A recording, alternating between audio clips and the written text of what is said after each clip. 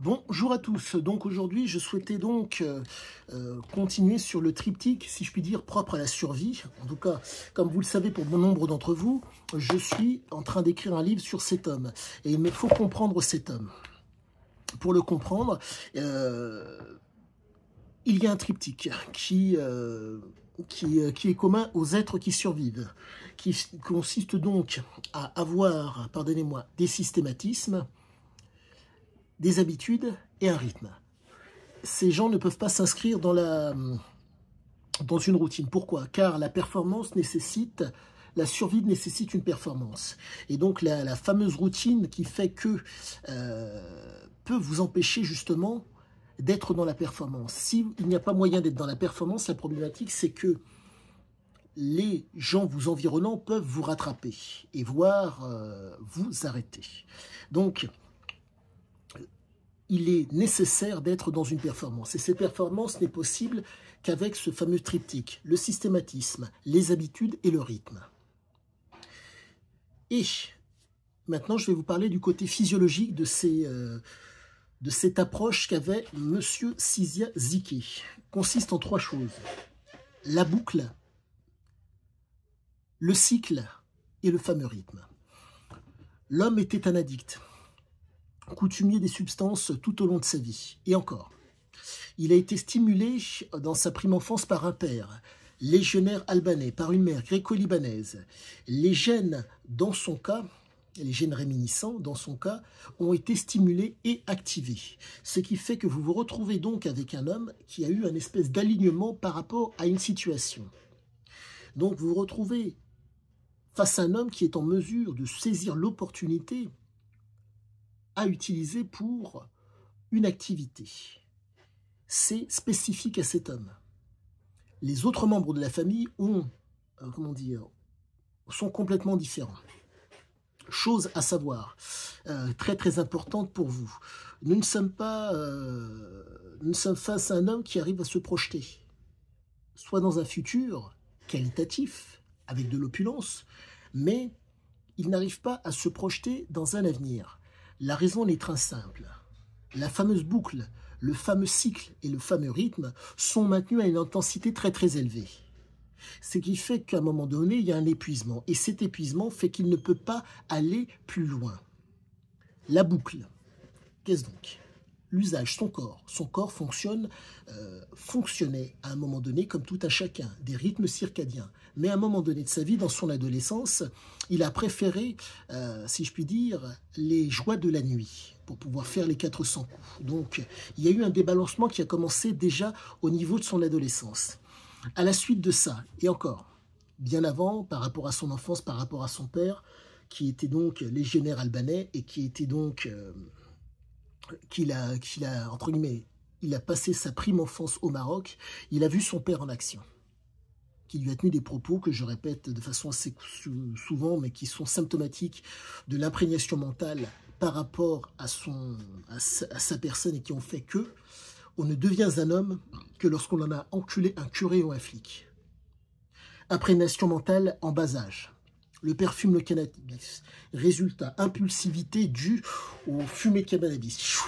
Hypervigilance qui amène une impulsivité, donc un besoin de vivre pleinement le moment présent. Ce qui fait que la boucle, l'organisme, le cycle, pardonnez-moi, les moments où le père fumait le fameux cannabis font que ça a amené un rythme qui fait qu'il a été hyper stimulé.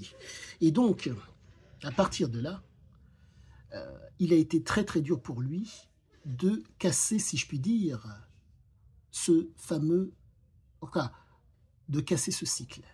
Si ce n'est pas la substance, c'est le comportement.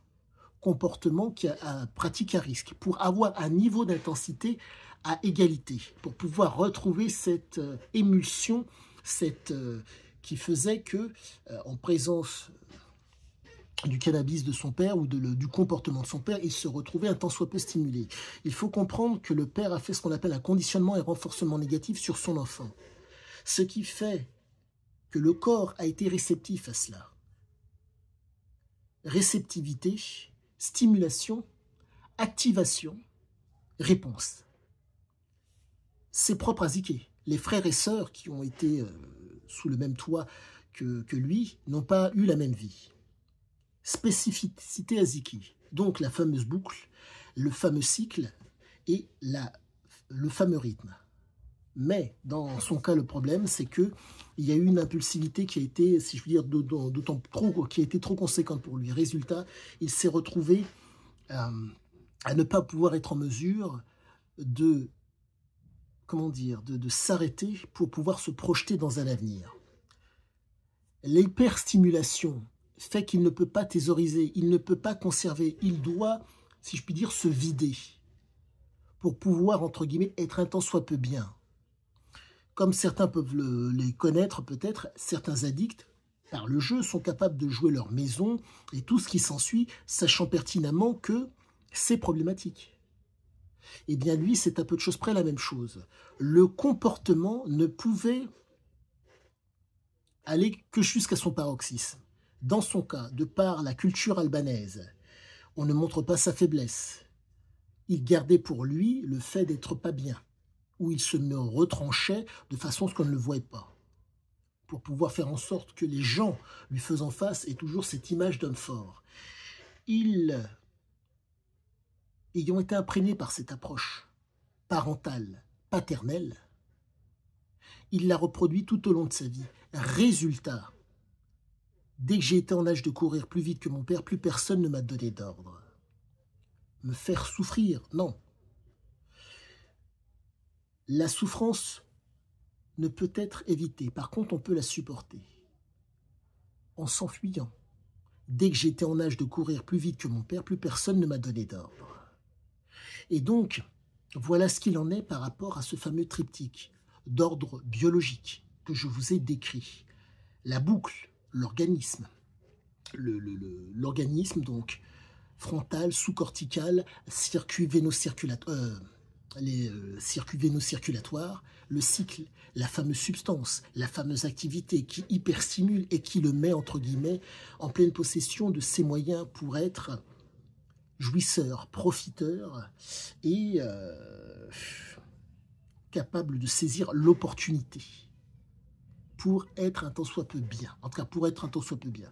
Car il faut comprendre qu'il allait jusqu'au bout. Je ne dirais pas qu'il brûlait la chandelle par les deux bouts, mais nous ne sommes pas loin. Quoi qu'il en soit, à tous, excellente fin de journée et j'espère que mes explications vous ont plu.